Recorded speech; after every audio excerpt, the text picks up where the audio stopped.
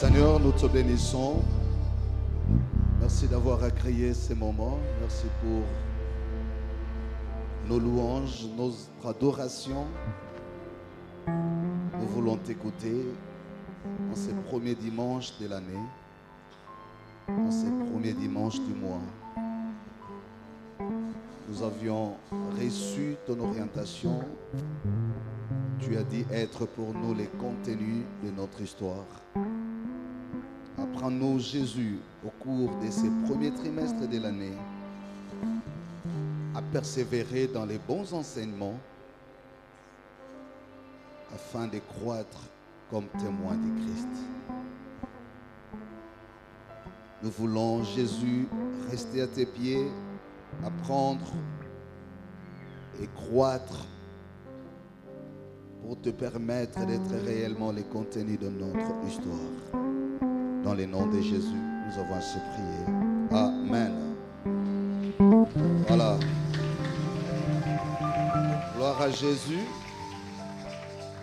Nous allons prendre rapidement nos Bibles. Nous sommes dans l'Évangile selon Marc, le chapitre 6. Marc, chapitre 6. Vous y êtes?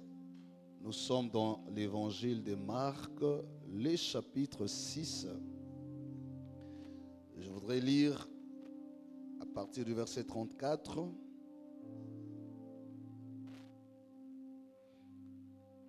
Jusqu'au verset 44. Marc chapitre 6, le verset 44, je vais dire le verset 34 jusqu'au verset 44. Quand il sortit de la barque, Jésus vit une grande foule et fut ému de compassion pour eux, parce qu'ils étaient comme des brebis qui n'ont point de berger. Et il s'est mis à leur enseigner beaucoup de choses. Comme l'heure était déjà avancée, ses disciples s'approchèrent de lui et dirent: ces lieux est désert et l'heure est déjà avancée. Renvoie-les afin qu'ils aillent dans les campagnes et dans les villages des environs pour s'acheter de quoi manger. Le verset 38. Et il leur dit, citation: combien avez-vous de pain? Allez voir. Ils censurèrent et répondirent: 5 et 2 poissons. Alors il commanda de les faire asseoir tous par groupe sur l'herbe verte. Ils s'assirent par rangées de 100 et de 50. Il prit le 5 pains et les 2 poissons, et levant les yeux vers le ciel, il rendit grâce. Puis, il rompit les pains et donna aux disciples afin qu'ils distribuassent à la foule. Il partagea aussi les 2 poissons entre tous. Le verset 42. Tous mangèrent et furent rassasiés, et l'on emporta 12 paniers pleins de pain, des morceaux de pain et de ce qui restait de poissons. Ceux qui avaient mangé les pains étaient 5000 hommes. Parole du Seigneur. Nous rendons grâce à Dieu. C'est le premier dimanche de l'année.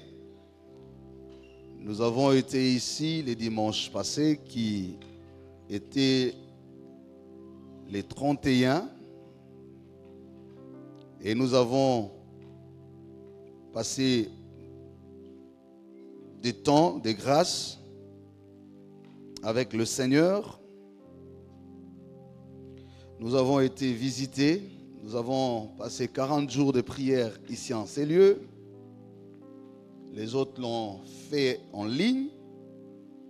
C'était pour nous préparer par rapport à cette année qui a pour thème Jésus-Christ et les contenus de mon histoire. Les conseils des paroisses qui, dans ces diverses retraites, a planifié. D'ailleurs, nous avions eu une assemblée paroissiale qui nous a permis d'évaluer l'année et même les mandats qui se terminent. Ce qui est important aujourd'hui, c'est de dire que les conseils a levé l'option, suivant les recommandations de cette assemblée paroissiale tenue ici, pour que la structuration des activités de cette année en cours connaisse quelques mises à jour, quelques modifications, quelques améliorations, au nombre desquelles nous allons pour cette année aborder les 5 objectifs résumés ou structurés dans les 3 axes prioritaires de manière trimestrielle. Cela veut dire chaque trimestre prendra en charge un axe prioritaire et suivant notre plan stratégique, parce que cette fois-ci, on a mis en place un plan stratégique et ce plan stratégique veut à ce que le premier trimestre, donc c'est celui-ci qui commence aujourd'hui officiellement, comme c'est le premier dimanche, nous allons essentiellement parler des... En fait, nous allons essentiellement nous consacrer sur l'objectif maturation ou maturité. Donc on va commencer cette fois-ci par la maturité. Et ce n'est pas pour un mois, mais c'est le trimestre jusqu'au dernier dimanche du mois de mars. Donc ce n'est pas seulement un objectif, mais c'est l'axe prioritaire. Tout au long de cet axe prioritaire, maturité, l'Église va se concentrer sur l'enseignement, sur la formation des disciples. Et après le second trimestre, après s'être armé et équipé les différents serviteurs que nous sommes, le deuxième trimestre, et à partir du mois d'avril jusqu'au mois de juin, lui prendra l'axe prioritaire croissance de l'Église ou évangélisation. Là, nous allons nous déployer dans beaucoup d'activités en rapport avec la croissance de l'Église, gagner les âmes. Et l'autre trimestre de juillet, celui-là va nous amener dans les services comme axe prioritaire. Voilà, déjà je vous donne en sommaire le calendrier de notre année 2024, ce qui fait que au-delà des prédications ou des enseignements que nous allons devoir donner les dimanches, mais il y a toute une planification d'activités qui va suivre et qui va vraiment mettre l'accent sur la formation. La formation, parce que le besoin en formation s'est fait sentir au terme de l'évaluation de notre paroisse. Et quand je parle de formation, il faut voir 2 niveaux. La formation des serviteurs pour les équiper, donc les ministères qui sont des services de l'Église, former les évangélistes, former les intercesseurs, former les adorateurs, former les leaders qui assument la branche ou qui dirigent la branche des femmes, la branche des hommes, la branche des couples, la branche des jeunes, former les pasteurs de nos enfants, donc l'école du dimanche, les CODIM, et former les autres aspects des serviteurs au sein de l'Église. Donc, il y aura vraiment un calendrier très chargé en termes de formation. Mais le sous-thème puisqu'il va s'en suivre d'un sous-thème. Les sous-thèmes que nous allons développer tout au long de ces trimestres, c'est persévérer dans les bons enseignements afin de croître comme témoins du Christ. Persévérer dans les bons enseignements afin de croître comme témoins du Christ. C'est cela les sous-thèmes du premier trimestre. Mais nous avons le thème général, c'est Jésus-Christ et les contenus de mon histoire. Pour que ce Jésus soit les contenus de ton histoire, il faut croître. Mais ne pas croître dans n'importe quoi, dans les bons enseignements. Et ce sont ces enseignements, les bons, qui feront de vous le véritable témoin. Le grec, quand il parle des témoins, cela renvoie au martyr. Témoin comme un martyr. Témoin comme celui qui est prêt au sacrifice pour le Seigneur. Celui qui a un engagement sans faille pour le Seigneur. Plusieurs fois, nous confondons le zèle, le courage, l'opportunité avec l'engagement. L'engagement ici renvoie à la vocation. L'engagement sur le plan biblique n'est pas une simple motivation, n'est pas l'effet d'une circonstance ou alors d'un encouragement excessif, mais l'engagement ici renvoie à la vocation. On ne peut pas avoir une vocation, on ne peut pas construire sa vocation si on n'est pas suffisamment construit dans les enseignements et les bons. Même l'Église primitive grandissait dans les enseignements des apôtres. Donc, pour arriver à ça, il faut persévérer. Et nous voulons bien persévérer. Persévérer dans ces enseignements, les bons enseignements, les enseignements des apôtres, pour que nous puissions défendre en vrai les noms du Seigneur.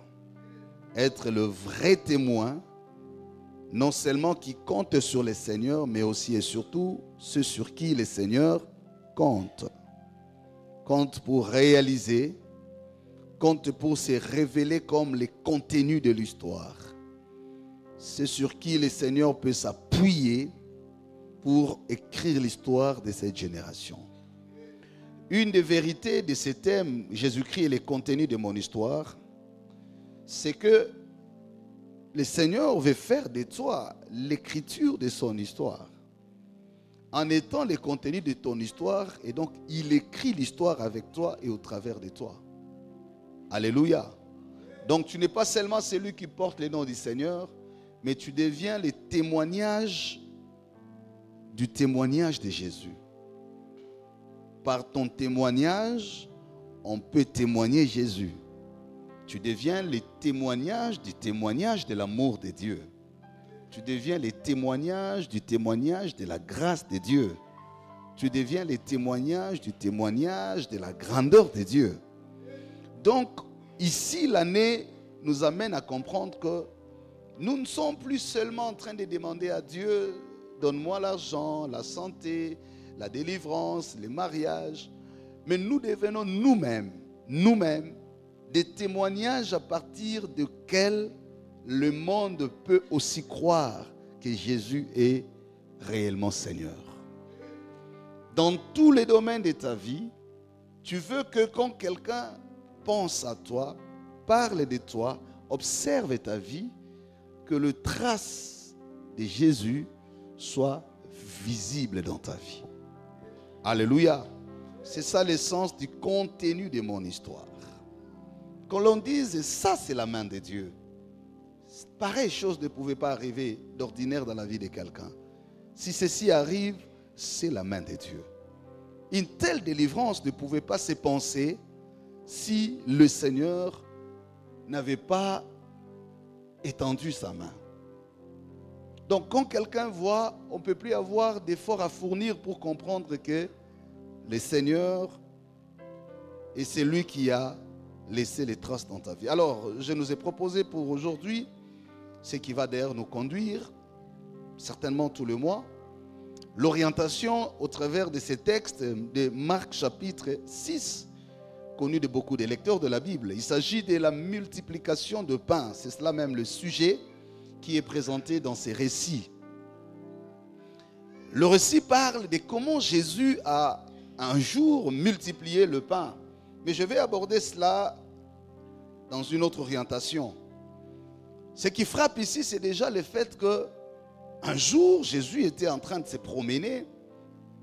Je ne dis pas seulement se promener, mais était en train de parcourir des villes dans l'exercice de son ministère. Et lorsque il arrive à un lieu qui était désert, il est passé par Galilée,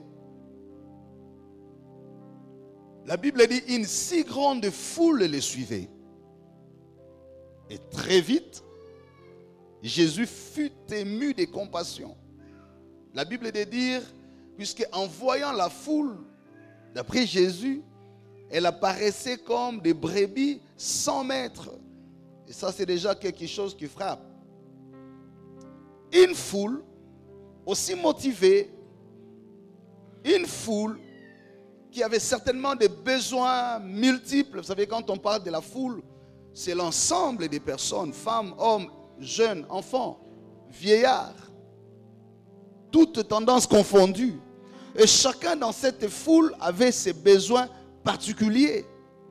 Et en suivant Jésus, ayant entendu parler de Jésus, certainement tous ne les suivaient pas pour le même objectif. Certains avaient un besoin de manger, d'être guéris, d'autres des spectateurs, des curieux, comme cela s'est fait souvent aujourd'hui dans notre temps. Même quand on vient à l'église, nous sommes comme cette foule.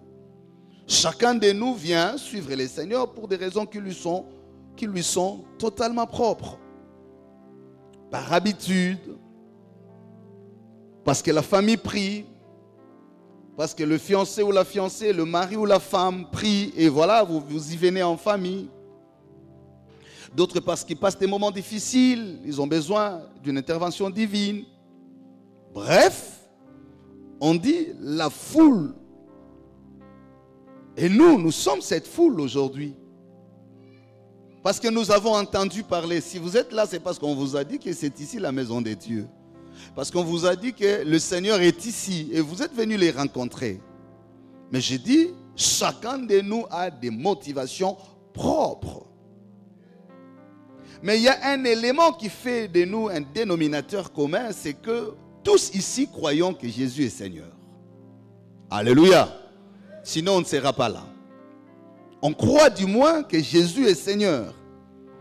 Mais quand nous croyons que lui est Seigneur, lui nous regarde, il se rend compte qu'en dépit de notre information sur lui, qu'il est Seigneur, ça c'est une information, mais nous n'avons pas tous fait la même expérience de sa grandeur, de sa divinité. Mais je le tourne sur l'autre face. Nous ne sommes tous pas prêts de les témoigner de la même manière. Il nous voit venir à lui, il entend nos cris de cœur, il voit la passion, il voit l'engouement, il voit l'attirance, il voit l'intérêt, mais seulement il sait aussi que nous tous ne sommes pas en mesure de les témoigner de la même manière. Et qu'est-ce qu'il fait? La première des choses, c'est la compassion.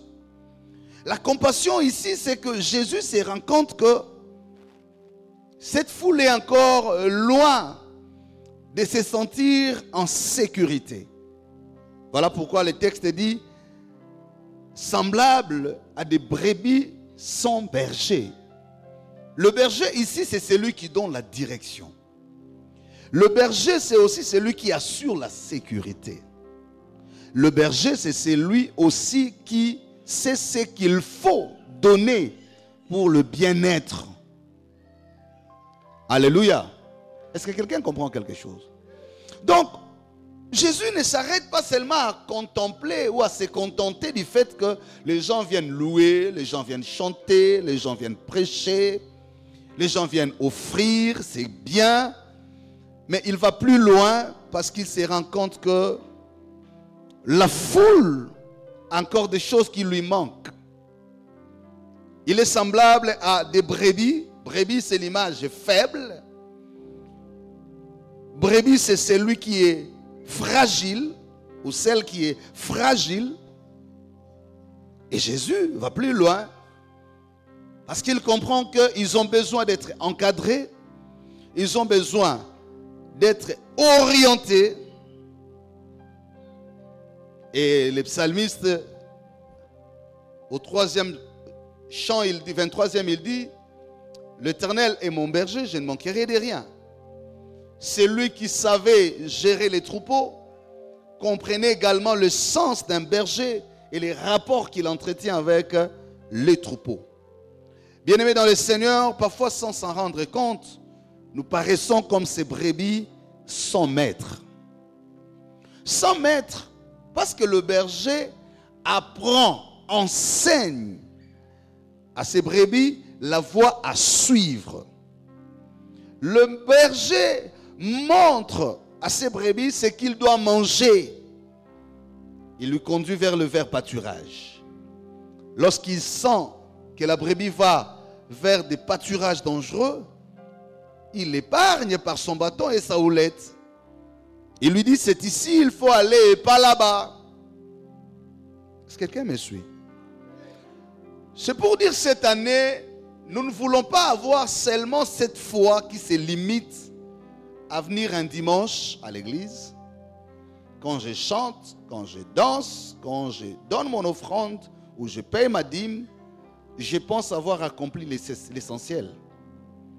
Cette année, je veux seulement dire que notre foi ne doit pas se résumer du fait qu'on vient un mercredi où on est dans un ministère, on est juste en train de faire de l'activisme. Mais le Seigneur veut que cette année, nous puissions nous rendre compte que ce qui est plus essentiel, ce n'est pas seulement le fait de savoir qu'il est Seigneur et de venir à lui. Mais lui, ému de compassion, veut se faire le bon berger pour nous cette année. C'est pourquoi nous disons, il veut être le contenu de notre histoire. Acclamons le Seigneur si nous suivons bien. Il veut être le contenu de notre histoire. Et cela va se faire comment? Et la question principale de mon enseignement durant tout ce trimestre sera: comment faire pour croître? Ou que faire pour croître? Ça, c'est la question principale que je soulève.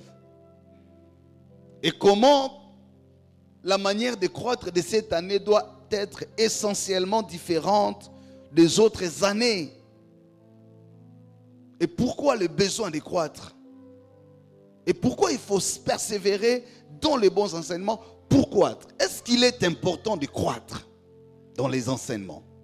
Est-ce qu'il est utile d'être témoin de Jésus? Parce que si cela n'est pas important, alors il n'est pas non plus important de persévérer. Mais ici on nous dit: persévérons dans les bons enseignements. Pourquoi? Afin de croître comme témoin de Christ. Le besoin de croître est là parce que justement, il nous permet de devenir à l'image et selon la volonté du Seigneur.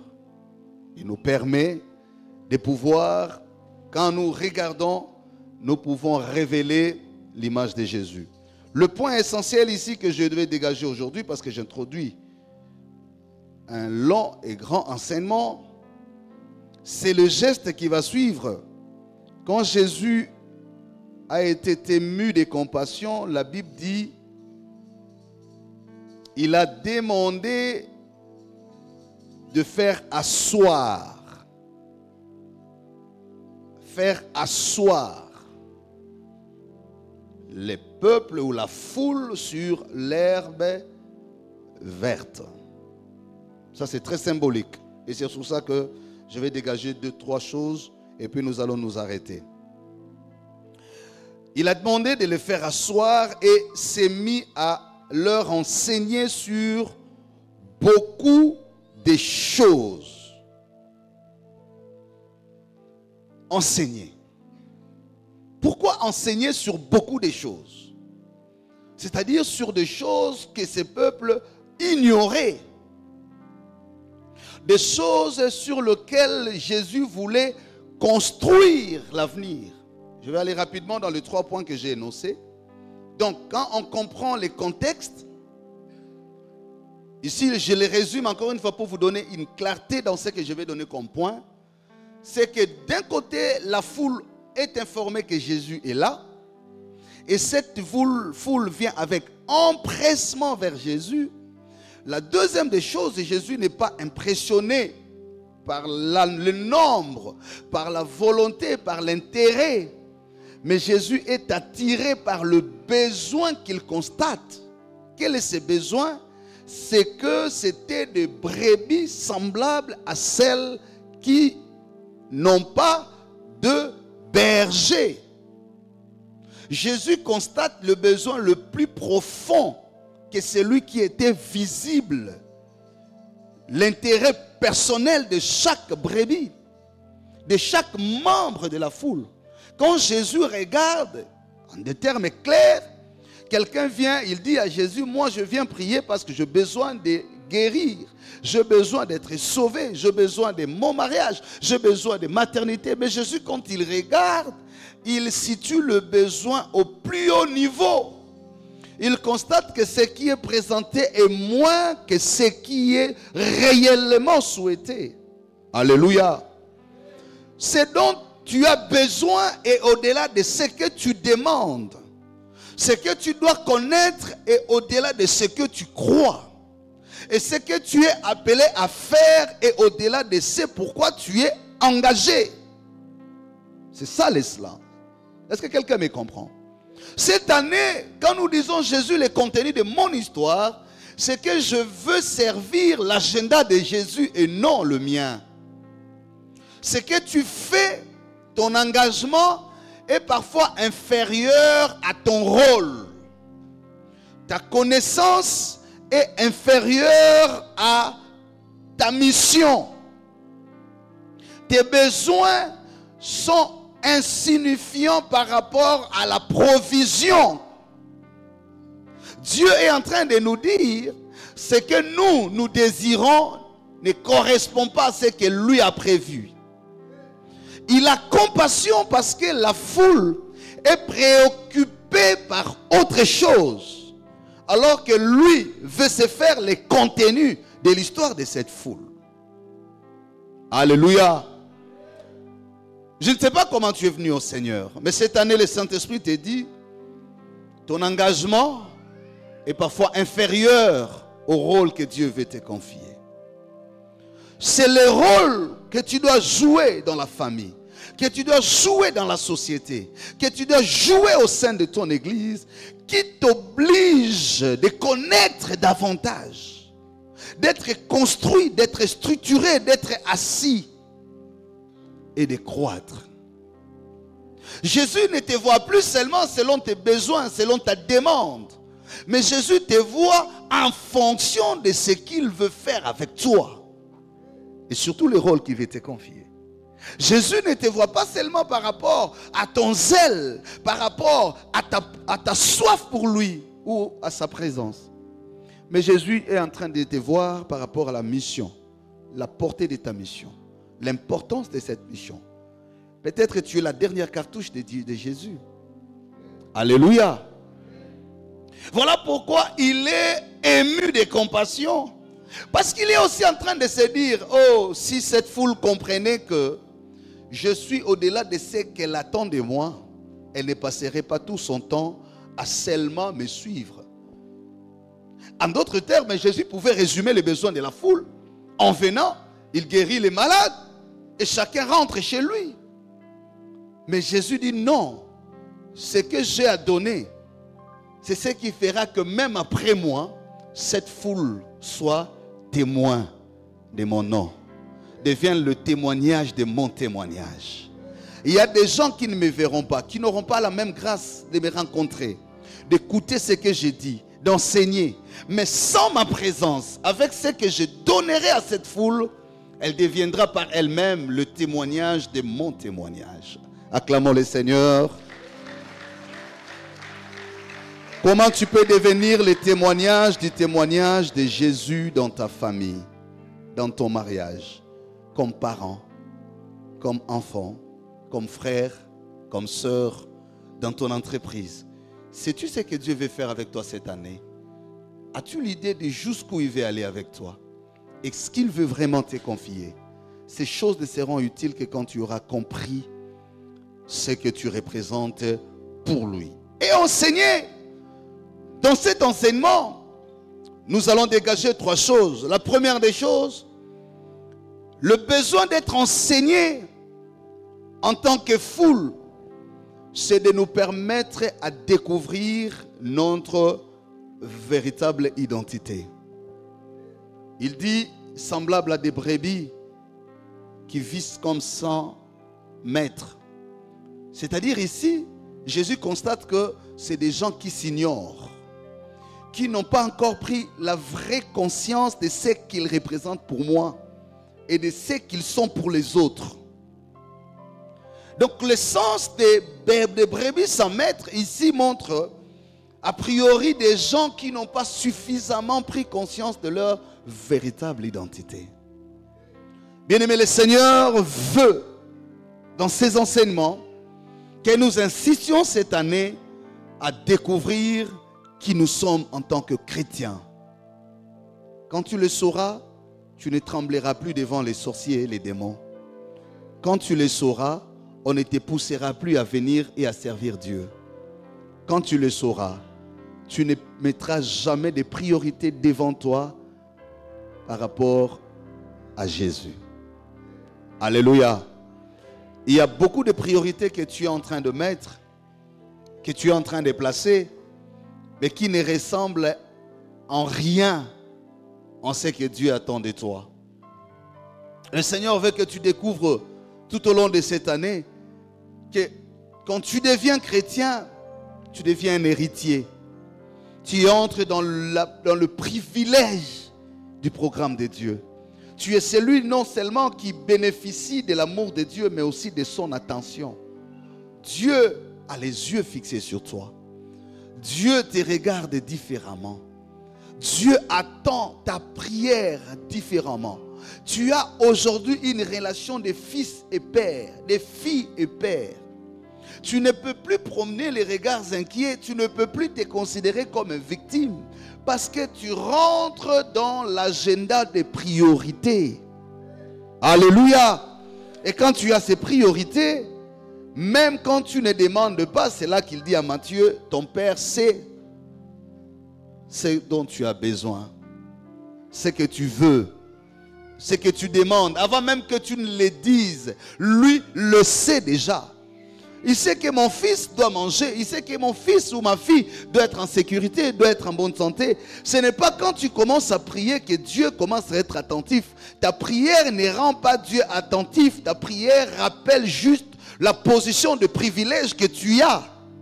Ce n'est pas quand nous demandons que Dieu commence à prendre conscience de notre situation. Ce n'est pas quand nous prions que Dieu commence à se sentir obligé d'agir. La prière est un mécanisme qui rappelle à Dieu notre position et qui nous fait entendre la voix des privilégiés. Quand nous prions, ce n'est pas parce que Dieu est tellement loin que la prière cherche à les rapprocher de nous. Quand nous prions, ce n'est pas parce que Dieu est tellement sourd qu'il faut insister et crier pour qu'il entende. Il dit d'ailleurs, mes oreilles, je ne suis pas sourd, mes oreilles ne sont pas bouchées. J'entends et je vois, je sais. Quand nous prions, ce n'est pas parce que nous déméritons et que la prière nous donnerait un certain mérite. Non. tout nous est donné d'abord par la grâce. Parce qu'il y a quelqu'un qui est mort à la croix pour nous. Il est ressuscité 3 jours après. Il a déversé de son sang à la croix. Il a été flagellé, il a été humilié, il a été même puni et considéré comme un rejeté de Dieu. Il a accepté les meurtrissures dans ses mains, dans ses pieds, et grâce auquel la Bible dit, nous sommes rassurés de la guérison et le châtiment qui nous donne la paix. La Bible des renchérir est tombée sur lui. Et lorsque à la croix de Golgotha, il a reçu tous les coups qui étaient prévus pour nous, il dira, tout est accompli. En d'autres termes, après cet acte, rien d'autre ne vous sera exigé. Ça ne sera ni l'argent, ça ne sera ni l'or, ça ne sera ni la force, ça ne sera ni la course, ça ne sera ni la position. Et la Bible dit, ça ne dépend ni de celui qui court, moins encore de celui qui le veut, mais ça dépend du Seigneur qui fait grâce. Et quand il dit tout est accompli, il dit aussi au Père, désormais regarde-les comme tes enfants. Il dit aux enfants, désormais rappelez-le lui, il est votre Père céleste, il connaît vos besoins, il connaît votre vie. Vous n'êtes plus de brebis sans maître, vous n'êtes pas ceux qui courent derrière les cris, les mouvements, parce qu'on a appris à gauche qu'on distribue le pain, parce qu'on a appris à droite qui s'opèrent des miracles. Ça, ce sont des brebis non rassurés, ils n'ont pas d'assurance de leur avenir. Ils se battent pour inventer leur avenir. Ils travaillent durement pour chercher à se réaliser. Vous, même quand vous travaillerez, il a dit, vous trouverez des citernes remplies pour vous. Et même quand vous tomberez malade, parce que vous devez confirmer que vous êtes des humains, mais dans votre maladie, la promesse vous accompagne. Il a dit, par mes meurtrissures, vous avez la guérison. Et même quand vous serez seul contre tous, il dit encore, avec vous, je suis là et nul ne peut contredire là où moi je dis oui, là où moi j'approuve. Qui peut être contre? Là où le Seigneur Jésus est d'accord. Mais plus loin, il nous dit encore, même quand vous mourrez, je suis la vie et la résurrection. Il dit non, celui qui marchera sous mon nom, à la lumière de ma parole, ne marchera plus dans les ténèbres. Il aura la lumière de vie. Il aura la vie sur la terre. Il aura l'assurance là-haut au ciel. Il montera avec moi. Tel je suis, tel il sera. Il est en train de rappeler, même quand vous serez en train de marcher seul au milieu du désert, ne vous sentez pas seul. Ne croyez pas être seul. Vous êtes des brebis et je suis le berger. Il a dit, je suis le chemin, je suis la vie et je suis la vérité. Avant, vous croyez chercher le chemin de votre destin par votre intelligence. Avant, vous étiez en train de chercher la vérité sur le sort de votre avenir. Avant, vous étiez en train de vous battre avec l'argent pour préserver la santé et la vie. Mais lui aujourd'hui vous dit en Jean, je suis le chemin par lequel vous passez, vous arriverez. Je suis la vérité. Quand vous m'écoutez, il n'y a rien qui viendra contredire ce que je dis. Et je suis la vie. Quand je bénis, personne ne peut maudire. Vous avez les 3 dimensions de l'existence de Dieu. Il est le chemin, car c'est par lui qu'on arrive au salut. C'est par lui qu'on a la vie. C'est par lui qu'on a la vérité. Il dit, je suis la vérité. Parce que rien d'autre ne sera dit en contradiction de ce que lui a dit. Il dit, je suis la vérité. Parce que celui qui entend ma parole, celui qui croit en moi, a fait le bon choix. Celui qui croit en lui, a fait le bon choix. Il aura la vie. Il est la vérité parce qu'il ne ment jamais. Sa parole qui sort de sa bouche ne reviendra jamais à lui sans avoir produit des effets. Elle peut tarder. Les promesses peuvent tarder. Mais lui te dit, attends-la. Attends-les et attends-la. Parce qu'elles s'accompliront. Ou elle s'accomplira. Et cela certainement. Oui, c'est pour dire, ça peut aussi tarder. Mais le retard de l'accomplissement ne signifie pas le mensonge. Ne signifie pas l'absence. Ne signifie pas non plus le mauvais sort. Il dit, je suis la vérité. La vérité parce que ce que tu entends, c'est ce qui construit. Quand je t'interdis, c'est par amour. Quand je te soutiens, c'est par amour. Quand je te bénis, c'est par amour. Quand je te châtie, c'est aussi par amour. Parce que tout ce que je fais est vrai. Tout ce qu'il fait est bon. Je suis venu dire à quelqu'un, il est tellement bon pour toi cette année.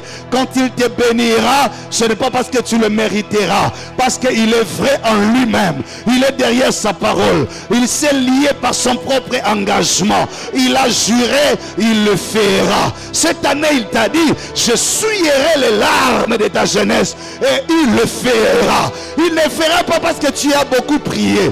Il ne le fera pas parce que ta dîme était un peu plus importante que les autres. Non, ce n'est ni le montant de tes offrandes, ce n'est ni le montant de ta dîme qui a convaincu Dieu à t'aimer. Il t'a aimé, tu étais encore dans le ventre de ta mère. Il t'a aimé, tu es né dans une famille de sorciers. Combien sont morts? Combien ont été déroutés? Mais toi, depuis le bas âge, le Seigneur t'a accompagné. L'Éternel t'a soutenu. Le Seigneur t'a soulagé. L'Éternel t'a récupéré. L'Éternel t'a relevé. Et quand tu tombais plusieurs fois, il t'a relevé aussi plusieurs fois. Cela ne dépend même pas de temps de tes intercessions. Il est seulement vérité.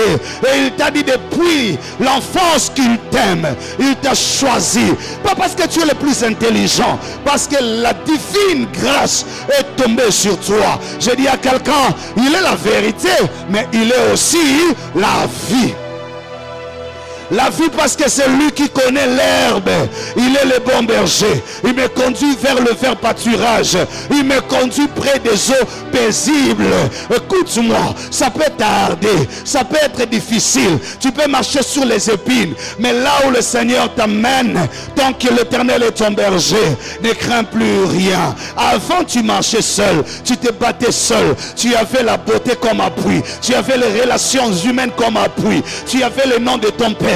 Tu avais ton diplôme comme recours. Tu avais ton expérience comme recours. Mais cette année, il t'a dit, lâche-toi entre ses mains. Il veut te donner la forme. Il est le divin potier. Il veut te modeler. Il veut refaire. Il veut reprendre. Oui, 2023 était bonne. Mais beaucoup de choses ont raté. Beaucoup d'engagements ont échoué. Beaucoup d'erreurs ont été commises.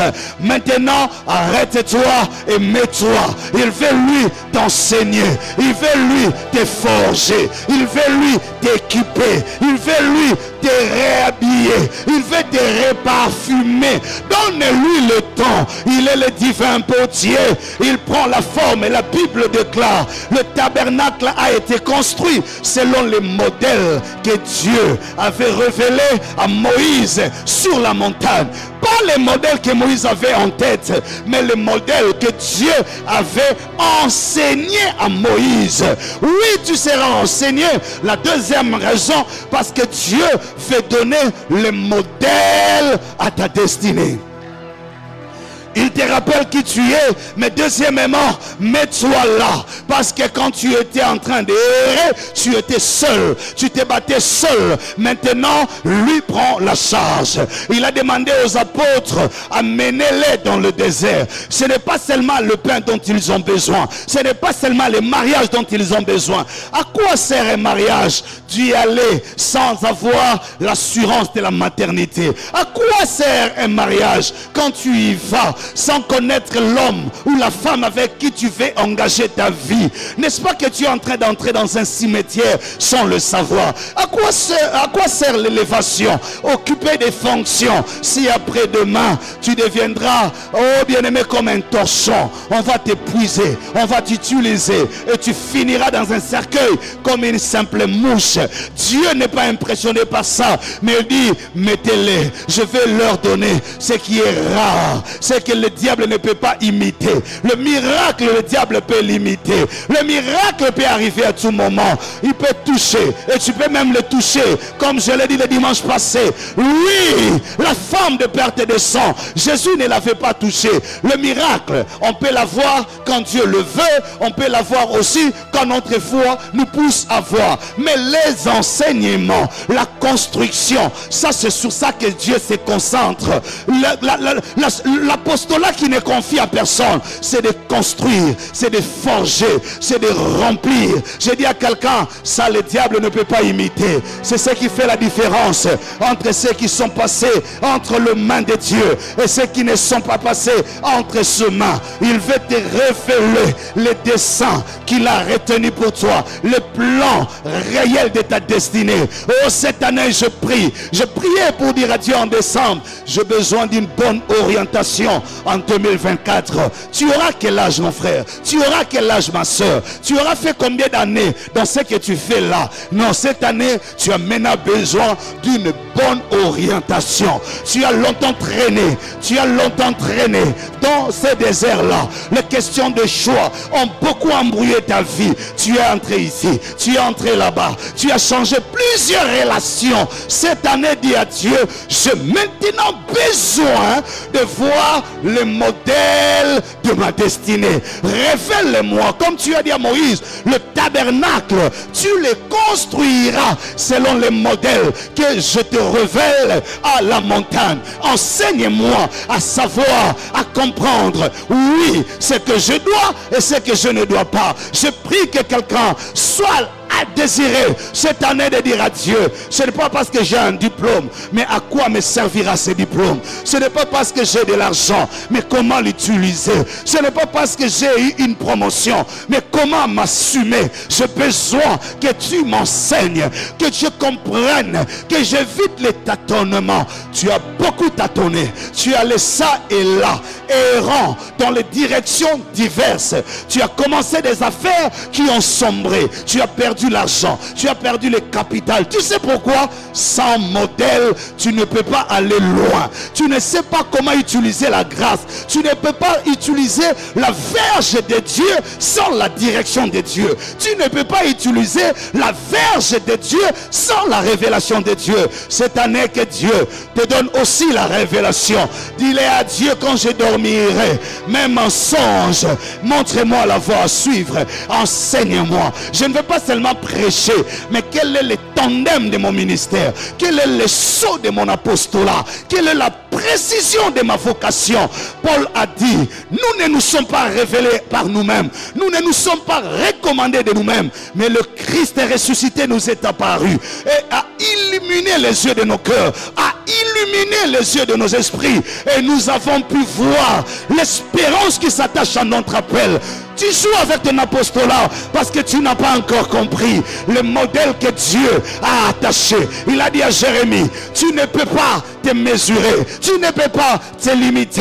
Je t'ai établi prophète avant même que tu ne naisses dans les entrailles de ta mère. Je t'avais déjà consacré. Ça ne dépend pas du temps que tu as passé à la montagne, ça ne dépend pas du temps que tu as gêné. Dieu initialement a vu en toi un grand héros. Dieu initialement a vu en toi la femme qui changera l'histoire de la famille. Et je t'ai dit le dimanche passé, l'hémorragie de la famille s'arrête à partir de toi. Et maintenant et pour toujours, on parlera différemment de la lignée de ton père. Son nom sera reconnu, sera respecté, entrera dans les annales de l'histoire. Là où ton père n'est pas entré, toi tu attireras son nom, tu attireras son témoignage. Tu n'es pas n'importe qui. Je viens encore te dire ce matin, le Seigneur est en train de vouloir t'ouvrir les yeux, les oreilles. Tu n'es pas serviteur parce que tu l'as voulu. Tu n'es pas servante parce que tu aimes Dieu. Parce que Dieu t'aime. Parce que Dieu croit en toi. Parce que Dieu a un modèle avec toi. Dieu a un rôle avec toi. Il doit te révéler cette année. À quoi suis-je? En quoi suis-je importante? Femme, ce n'est pas ta beauté qui fait l'importance à côté de ton mari. Ce n'est pas le nombre de maternités qui compte. Ce n'est pas tes titres académiques qui comptent. Ta présence à côté de cet homme. Tu es l'élément stabilisateur et d'équilibre de sa destinée. Quand Jésus te regarde, il a compassion pour dire, si j'avais donné cet homme à une autre femme, il aurait été meilleur. Mais je cru que c'est toi. C'est pasteur, ce que Dieu te dit, qui peut le faire. Ne pousse pas Dieu à avoir compassion pour dire, ah, si j'avais donné cette femme à un autre homme, elle aurait été heureuse. Non, Dieu a cru en toi. Si j'avais donné d'autres parents à ses enfants, ils auraient été meilleurs, le meilleur, le doué. Papa, maman, que Dieu t'interpelle aussi dans ton rôle aujourd'hui. Cette année, tu dois te remettre en question. Tu vas te dire, est-ce que je fais bien mon travail? Est-ce que je m'assume bien? Est-ce que je joue bien mon rôle? Que le Seigneur t'enseigne et enseigne encore à ton esprit. Reste là, persévère dans les bons enseignements. Reste assis, tu comprendras que tu es des lois supérieures à tes propres pronostics. Quand Joseph pensait sa vie, il ne se voyait jamais grand. Quand Joseph rêvait de sa destinée, il se voyait le petit frère de ses grands frères. Mais quand Dieu a commencé à lui dévoiler le schéma, à lui montrer les dessins, à lui révéler l'avenir, il s'est rendu compte que son père l'aimait comme le cadet, mais Dieu le responsabilisait comme l'aîné. L'affection de son père était devenue le poison pour sa destinée. Parce que son père l'aimait. Parce que son père l'avait eu dans sa vieillesse. Parce que son père le voulait toujours à ses côtés. Il lui a donné la tunique de plusieurs couleurs. Il voulait qu'il reste toujours à ses côtés. Qu'il lui raconte les songes. Qu'il lui raconte le rêve. Oui, qu'il lui rappelle la Rachel. La femme qu'il a beaucoup aimée. Et qui était morte à cause de la naissance de Benjamin. Quand il voyait Joseph, Jacob trouvait le réconfort. Trouver la consolation de Rachel. Écoute-moi, Jacob a voulu faire de Joseph la consolation du besoin de son cœur. Il voulait faire de Joseph la consolation du deuil de son âme, parce qu'il avait perdu Rachel, la mère de Joseph. Mais le ciel ne veut pas le destin de faire de Joseph la consolation de Jacob seulement, mais de toute la maison, de toute la famille, de tout le peuple, de toute la génération. Ah là là là là, en dehors même des frontières, jusqu'en Égypte, le plan de Dieu était supérieur au rêve de son père. Son père lui a donné la tunique de plusieurs couleurs, mais Dieu lui a donné la tunique de la royauté, de la plus grande puissance de l'époque, parce que sa sagesse avait la charge de prendre le contrôle de toute la génération et non de se cacher sous la soutane de son père. Parfois nous étouffons le don, nous étouffons le grâce. Tu ne peux pas comprendre. Tu te contentes d'un petit chant de ministère. Quand tu chantes dans un petit lieu, tu te crois arrivé, tu te crois meilleur, alors que toi, différemment des autres, la charge de ton onction a la mission de couvrir toute une génération. La portée de ton onction va au-delà des frontières. Mais parfois quand on n'est pas éclairé, c'est pourquoi Jésus a compassion. Il regarde et il dit, ah, s'il se connaissait, s'il avait la vision que j'ai de sa destinée, il n'allait pas se contenter d'un iPhone. Il n'allait pas s'arrêter devant un complet, devant un tissu, devant un voyage. C'est quoi un voyage? C'est quoi un iPhone? C'est quoi compter lui une maison par rapport à des villas qui vont naître derrière ta grâce? C'est quoi aller te prostituer par rapport à l'honneur que Dieu veut ramener à la famille grâce à ton mariage? C'est quoi, bien-aimé, aller courir ça et là derrière le soi-disant prophète, apôtre de la ville, alors que toi, à l'image de Pierre qui contemplait Élie et Moïse à la transfiguration, sans savoir que son onction avait la couverture de guérir même le malade à travers de son ombre. Ce qu'il allait faire, ce qu'il allait faire était de loin supérieur à ce qu'il admirait. Ce que Dieu attendait faire de lui et avec lui ne pouvait pas le rendre dans la convoitise. J'insiste que Dieu t'ouvre les yeux Parfois tu es dans l'affection paternelle, ou dans l'affection maritale, ou dans l'affection sentimentale, mais en fait qui devient le poison de ta destinée. Oh, je te parle comme un prophète de Dieu. Joseph n'avait pas besoin, raison pour laquelle lorsqu'on lui a pris la tunique de plusieurs couleurs, il ne s'est pas battu pour la tunique.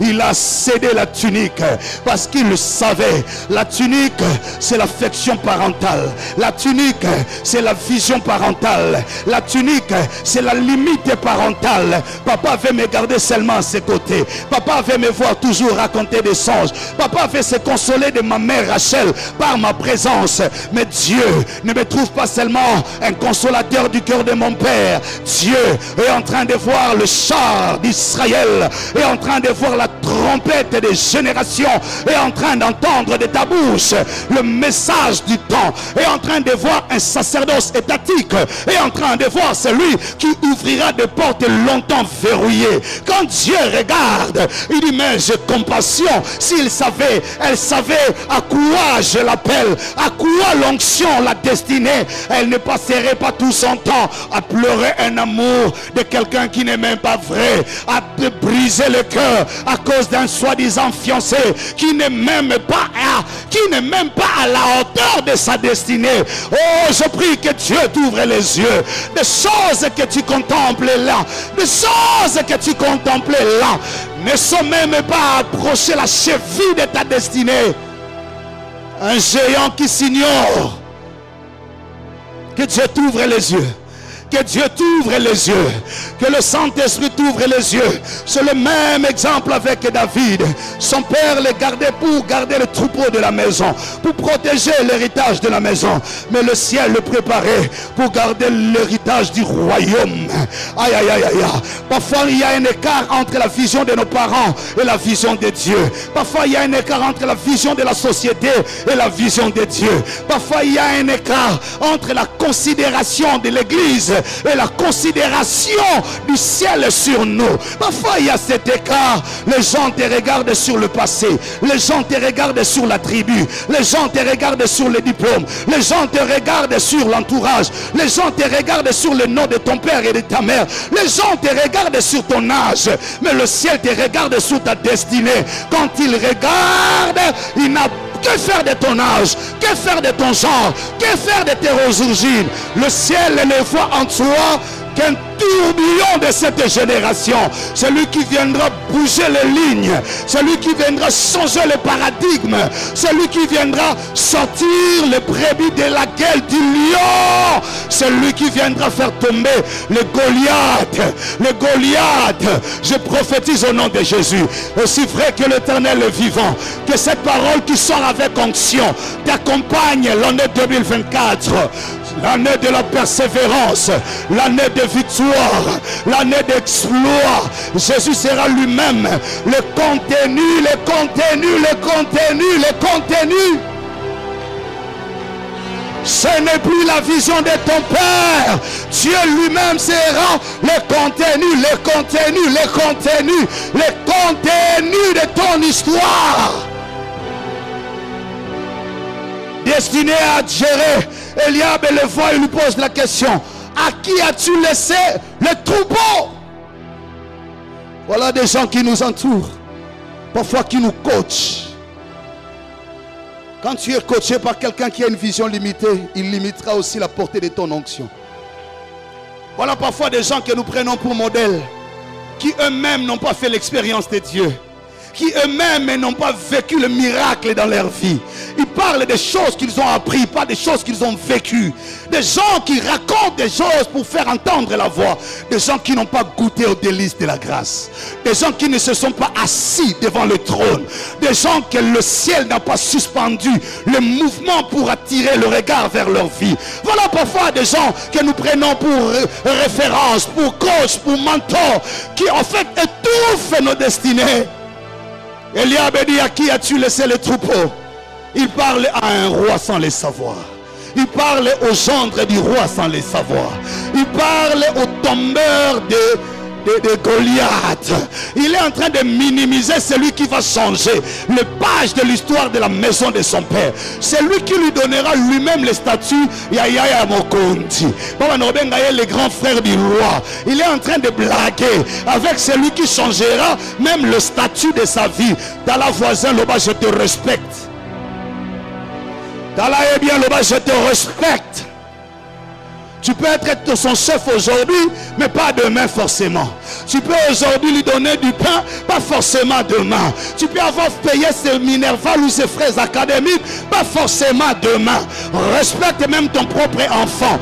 Respecte ta fille. Respecte ton fils. Respecte ta femme. Respecte ton mari. Respecte ton pasteur. Respecte ton église. Respecte tes anciens. Respecte, tu ne sais pas ce qui nous attend. Même le plus petit, respecte-le. Tu ne sais pas la vision de Dieu sur lui. Quand tu le vois là, tu ne sais pas ce qui est attaché à sa grâce. Tu ignores l'étendue et la portée de son onction. La clé de solution est parmi nous. Il est là. Nous-mêmes, nous ne le savions pas. Jésus regarde et dit, mais s'il savait, il est ému de compassion. Parce qu'il comprenait que la foule était loin de comprendre qu'ils étaient en face de l'homme solution. Et qu'ils vivaient un temps historique de leur vie. Et que cette opportunité n'allait plus revenir deux fois. Je voudrais finir pour dire à quelqu'un, ne rate plus l'opportunité de 2024. Elle vient de commencer. Peut-être qu'elle ne reviendra plus deux fois dans ta vie. Tu feras des rencontres cette année. Je parle comme prophète de Dieu. Cette année, Dieu te mettra en contact avec des personnes que tu ne rencontreras plus deux fois. Cette année, ainsi parle Dieu, je parle comme prophète de Dieu. Cette année, Dieu provoquera des rencontres. Tu entreras en contact avec des gens qui ne referont plus le chemin de ta vie deux fois. Tu seras accueilli à une opportunité qui ne reviendra plus deux fois. Quand il t'arrivera de jouer de la musique, joue-la bien. Au-delà de la musique, il y a le mandat de rester dans le palais royal. David est entré au contact du roi grâce à l'instrument, grâce à la musique. Mais sa destinée était plutôt dans le palais du roi. Il n'était pas un visiteur dans le palais du roi, mais il était un occupant, un locataire. Quand il y entrait, il devrait entrer pour ne plus jamais sortir. Que la maison du roi ait toujours besoin de lui. Il n'a pas blagué, parce que le témoignage qu'on a rendu de lui était la seule opportunité de sa vie, mais qu'il a bien saisi. Il t'arrivera d'aller discuter avec les autorités. Quand cela arrivera cette année, sois concentré et fais le bien. C'est là que tout s'ouvrira. Tu rencontreras un homme, ainsi dit Dieu, je le prophétise. Cette année, on fera un test. Je t'encourage d'aller passer ce test. Car c'est à cette occasion qu'on découvrira qui est le contenu de ton histoire. Ainsi dit Dieu, cette année l'Éternel t'amènera au contact des décideurs. Tu te trouveras en face de lui, seul à seul. Ça sera l'occasion qui changera tout le reste de ta vie. Je parle à une femme. Beaucoup sont passés dans ta vie et sont partis. Mais cette année, Dieu amènera un homme de très loin qui n'aura que faire de ce que les gens ont parlé de toi, qui n'aura que faire de ce que les gens ont raconté sur toi, mais qui n'aura qu'entendre ce que tu lui diras. La sagesse, le sérieux, l'engagement, le respect qui sortiront ces jours-là, c'est ce qui changera. Même ton témoignage d'hier, tout le monde viendra t'accuser, mais lui aura dit, je la connais, j'ai appris à la connaître. Elle n'est pas ce que vous dites d'elle, elle est tout autre. Si pour vous, elle est une pierre d'achoppement, mais pour moi, elle est source de bénédiction. Tu auras changé une page, tu auras tourné une page. Je parle comme prophète de Dieu. Cette année, jusqu'au mois de décembre, il y a des opportunités qui ne reviendront plus deux fois. L'Éternel mettra sur ton chemin un nouveau contrat que tu vas signer, qui commencera faible, méprisable, Mais c'est derrière ces contrats-là, que se cache le grand des ouvertures. Et le Seigneur lui-même sera le contenu de ton histoire. Je parle à quelqu'un. Église de Lista, cette année, nous serons visités. Nous serons visités. Nous viendrons à être visités par des serviteurs venant de loin. Lève-toi, j'ai fini mon message. Lève-toi. Je vais prier avec toi. Sharia Basanta. Lève-toi. Et lève tes mains. Je voudrais que tu te recommandes entre les mains du Seigneur. Dis-lui, je vais m'asseoir et apprendre. Enseigne-moi qui je suis. Enseigne-moi qui je suis. Deuxièmement, montre-moi les modèles de ma vie. Le choix que tu as fait de moi. Prie au nom de Jésus. Prie au nom de Jésus.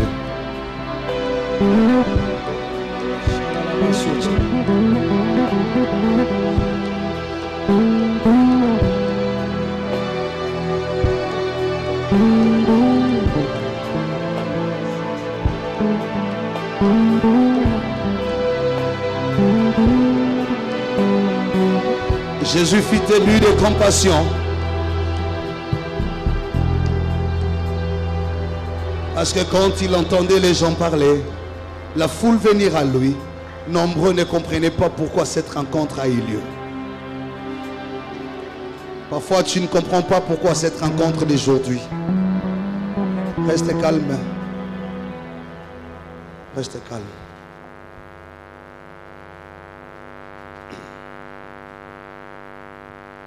Jésus était ému de compassion. Quand il regardait la foule, il se rendait compte que la foule ne réalisait pas la grâce qu'elle a eue de rencontrer le Seigneur. C'est un dimanche béni. Je te le dis parce que Dieu me l'a dit. Dieu vient de donner les tons à l'année 2024.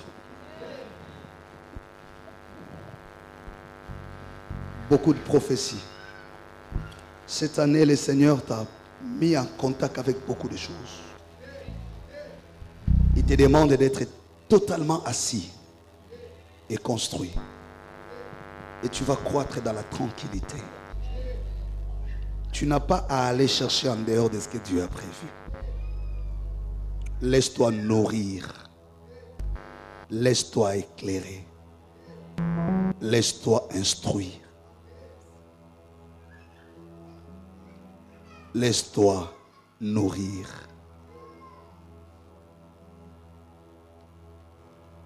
Tu vas franchir des limites avec Dieu.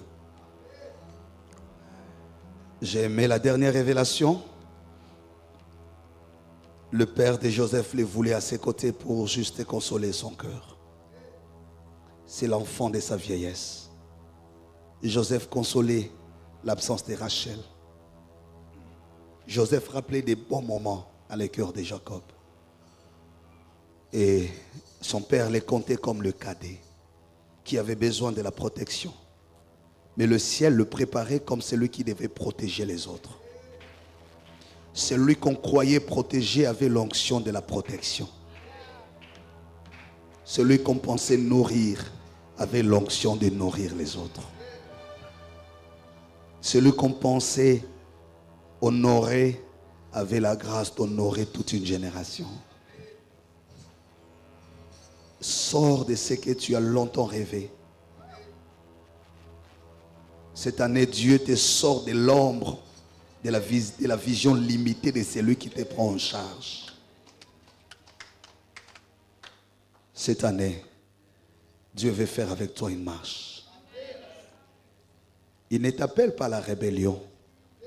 Je ne te dis pas de te rebeller, mais je te dis de rester assis et attentif. Persévère dans les bons enseignements. 2024 est très différente de 2023.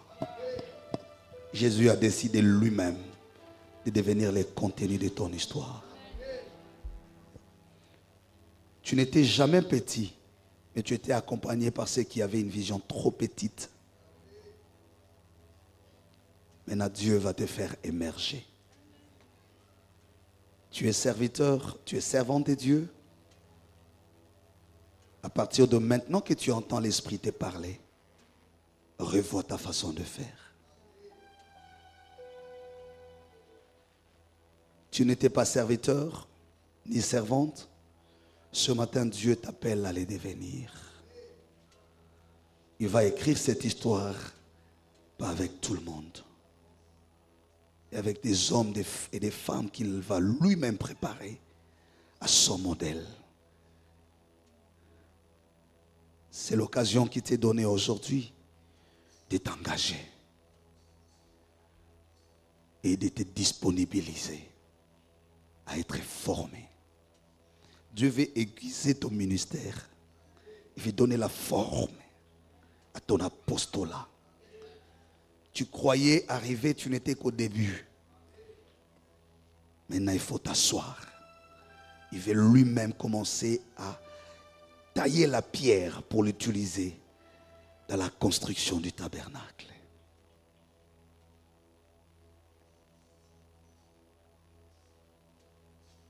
Tu vas prier après moi. Seigneur Jésus, je te remercie pour ton amour et ton choix sur ma vie. Je viens d'écouter ta voix. J'ai cru et je crois encore. Tu es mon Dieu et tu m'aimes beaucoup. Maintenant, je prends l'engagement de me laisser entre tes mains, de m'asseoir et d'apprendre de ta part. Taille-moi, forge-moi, brise-moi. Tu connais mes limites. Tu connais mes faiblesses. Et tu sais ce qui me préoccupe. Maintenant, tu es mon berger. Je renouvelle mon engagement avec toi, mon berger. Reste mon berger. Conduis-moi. Dirige-moi. Taille-moi. Nourris-moi. Selon ta volonté. Père, tu ne te trompes pas. Tu sais ce que je représente pour toi. Et tu sais ce que tu as prévu faire avec moi. Que rien ne t'y empêche. Je me laisse entre tes mains. Au nom de Jésus. Je vais prier pour ceux qui ont prêté les dîmes, qui vont rapidement avancer, ceux qui ont